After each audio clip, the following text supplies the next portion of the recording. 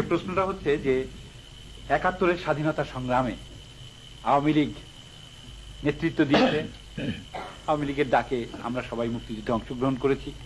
তা আমরা সবাই মনে করতাম বলছি যে আওয়ামী লীগ হচ্ছে মুক্তিযুদ্ধের সবচাইতে নির্ভরযোগ্য বিশ্বস্ত প্রতিষ্ঠান। কিন্তু বিগত আন্দোলনে আওয়ামী লীগ স্বাধীনতা বিরোধীদের সঙ্গে যে জোট বেঁধেছে, যে লিয়াজো কমিটি করেছে, এই সমস্ত পরিপ্রেক্ষিতে আজকে কি এটাকে আমরা বিশ্বস্ত মুক্তিযুদ্ধের বিশ্বস্ত একটা প্রতিষ্ঠান হিসেবে বিবেচনা করতে পারবো? আমার এখানে একটা কথা, সেটা হলো আমরা আমাদের আদর্শ বিচ্যুত হইনি বা নীতিমালা থেকেও আমরা দূরে যাইনি।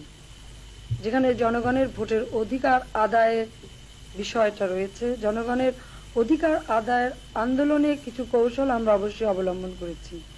আর আপনি